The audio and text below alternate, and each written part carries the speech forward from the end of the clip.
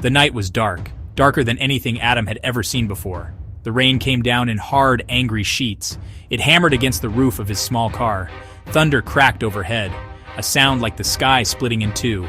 Lightning flashed, turning the forest into a scary world of white trees and black shadows. Then, his car engine coughed.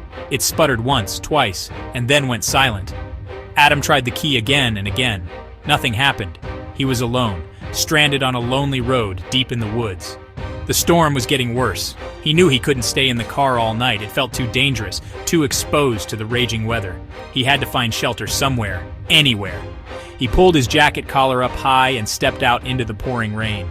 The wind pushed against him, trying to knock him down. Water soaked through his jeans in seconds. He started walking, his feet squelching in the mud. He couldn't see more than a few feet in front of him. Every flash of lightning showed him the same thing, endless trees that looked like tall, thin monsters reaching for him. Fear began to creep into his heart, cold and sharp. What if he was lost out here all night? What if no one found him? He kept walking, one foot in front of the other, telling himself he just had to keep moving forward. The sound of the wind howling through the branches sounded like a sad, lonely scream. After what felt like hours of walking, he saw it. A faint, flickering light through the trees. Hope surged through him, pushing away some of the fear. He stumbled toward the light, his legs aching with every step. As he got closer, he saw the shape of a building. It was an old inn made of dark wood with a sagging porch and glowing windows. It looked ancient, like something from another time. A small, weathered sign swung creakily in the wind, reading The Woodsman's Rest. It wasn't much, but it was shelter. It was a safe place away from the terrible storm. He felt a wave of relief so strong it almost made him dizzy. He climbed the creaking wooden steps to the porch. The door was heavy and dark. He hesitated for just a moment before knocking. The sound echoed strangely in the night. After a long moment, the door opened with a loud groan. An old woman stood there, holding a flickering oil lamp. She had a face full of wrinkles and eyes that seemed to look right through him. Her hair was thin and white, pulled back in a tight bun. She stared at him, her expression unreadable. "The storm is bad tonight," she said, her voice thin and raspy like dry leaves. "You shouldn't be out in it. It's not safe to be out on a night like this." She didn't smile, but she stepped aside to let him in. The inside of the inn was dark and quiet. The only light came from the old woman's lamp and a dying fire in a large stone fireplace.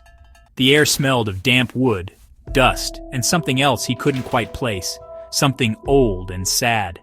Shadows danced on the walls, making the room feel like it was alive and watching him. "I need a room," Adam said, his voice shaking a little from the cold. "Just for the night." The old woman nodded slowly, her eyes never leaving his face. She seemed to be studying him as if trying to decide something important. The silence in the inn was heavy, broken only by the howl of the wind outside and the crackle of the embers in the fireplace. "I have one room left," she said, her voice barely a whisper. "The last one on the left, at the end of the hall." She picked up a large, old-fashioned brass key from a hook behind the desk. The key had the number 13 carved into it. "Be careful," she warned, her voice low and serious. "Lock your door, and don't go wandering about after dark. This old place has its secrets." She handed him the key. It felt cold and heavy in his hand. Her warning sent a small shiver down his spine, but he was too tired and wet to think much about it. He just wanted to get to his room, get dry, and sleep until the storm passed. Adam followed her directions, walking down a long, narrow hallway. The wooden floorboards creaked under his feet with every step he took. The air in the hallway was even colder than the lobby. Portraits with faded, staring eyes watched him from the walls. He felt like he was walking through a place that had been forgotten by time. He finally reached the last door on the left. The number 13 was nailed to the wood. He put the key in the lock. It turned with a loud, grating click. He pushed the door open and stepped inside, feeling a strange sense of unease settle over him like a heavy blanket. He couldn't shake the feeling that he was not entirely welcome here. The room was simple. It had a small bed with a handmade quilt, a wooden chair, and a single window that looked out into the stormy darkness. He was just glad to be out of the rain. He took off his wet jacket and shoes, leaving them by the door. He felt exhausted, his body heavy with fatigue from the terrible night. He walked over to the window and looked out, but all he could see was the blackness of the forest and the rain streaking down the glass. He turned away from the window. locked the door as the old woman had told him to, and collapsed onto the bed, hoping for a dreamless sleep. He must have fallen asleep, but a sudden loud bang woke him up. He sat up in bed, his heart pounding in his chest. The room was pitch black. He listened, holding his breath. The wind howled outside, but there was another sound. A creak, a scrape. Then he saw it. The window was wide open. The curtains were whipping wildly in the wind, letting the cold, wet air rush into the room. He was sure he had closed it. He knew he had.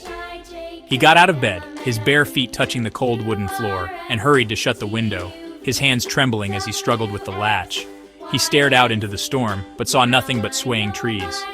He turned back toward the bed, and that's when he saw them. Muddy footprints on the floor. They started at the open window and led across the room, right toward the bed.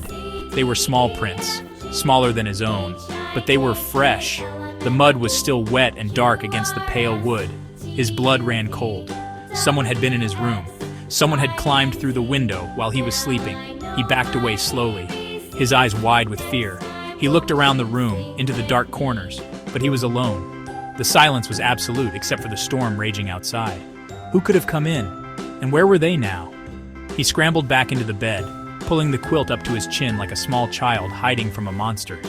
He was too scared to move, too scared to even breathe. He just lay there, listening. He listened for a footstep, a cough, any sign that someone else was there. But there was nothing. The inn was completely silent. It was a dead, empty silence. He thought about the old woman's warning. "Lock your door," she had said. He had locked it, but the visitor hadn't come through the door. This chilling thought made his fear grow into pure terror. He felt trapped, isolated in this strange, silent house in the middle of a storm. After a long time, he started to feel a strange warmth next to him. It was a comforting warmth, like another person was lying in the bed beside him. He slowly turned his head. He looked at the second pillow, the one next to his own. In the faint light from the moon breaking through the clouds, he could see an impression. It was the shape of a head, pressed deep into the pillow, as if someone had just been resting there moments ago. The spot was warm to the touch. Adam let out a small, terrified gasp. He was not alone in this bed. He was not alone in this room. He squeezed his eyes shut, praying for morning to come. Adam did not sleep again. He lay perfectly still, his eyes wide open, staring into the darkness until the first gray light of dawn appeared. The storm had finally passed.